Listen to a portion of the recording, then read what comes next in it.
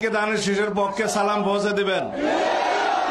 আমার নেত্রী দেশনেত্রী বেগম খালেদা জিয়ার সুস্থতার জন্য সবাইকে দোয়া করতে বলবেন।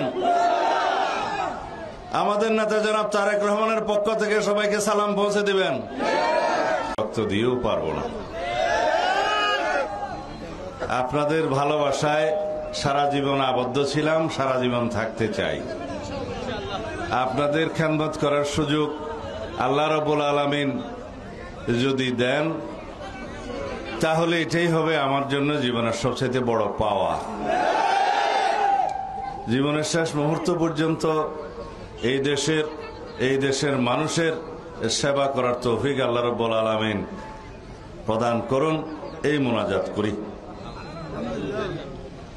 পেকুয়া উপজেলার আমার নির্বাচনী প্রচারণার শুরুতেই আমি এই জায়গায় দাঁড়িয়ে আপনাদের সাথে কথা বলে আজকে শুরু করছি। এখান থেকে যে শিলকালী হয়ে, বারোবাকিয়া হয়ে, টৈটং হয়ে, রাজাখালী হয়ে, তারপরে পেকুয়া, তারপরের দিন আমরা পেকুয়া, মংনামা, ওজানটিয়া হয়ে 2 দিনে নির্বাচনের পুরাদমে কার্যক্রম যখন শুরু হবে, তখন ইনশাআল্লাহ আরো বিভিন্ন জায়গায় একদম ঘরে ঘরে যাওয়ার চেষ্টা করব, যতটুকু আল্লাহ তৌফিক দেয়।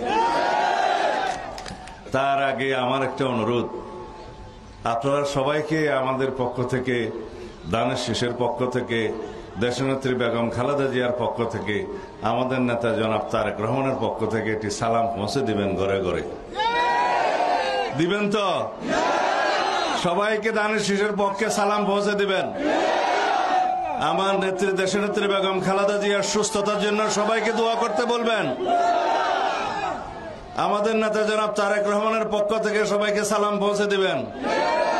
2 নম্বর, আমাদের জন্য সবাইকে দোয়া করতে বলবেন। আমরা সবার দোয়া প্রার্থনা করছি। 3 নম্বর, দানের শীষের পক্ষে একটা ভোট প্রার্থনা করবেন। 2 হাত তুলে ইনশাআল্লাহ। এই দেশের মাটি, এই দেশের মানুষ আমার প্রাণের মধ্যে। আপনারা জানেন ইনশাআল্লাহ আগামীতে জনগণের সমর্থনে, আল্লাহ রাব্বুল আলামিনের অশেষ রহমতে যদি বিএনপি রাষ্ট্র পরিচালনার দায়িত্বপ্রাপ্ত হয়, সরকার গঠন করে, তাহলে এই পেকুয়া চকরিয়া যত যা কিছু উন্নয়ন আছে ইনশাআল্লাহ ভরপুর উন্নয়ন হবে।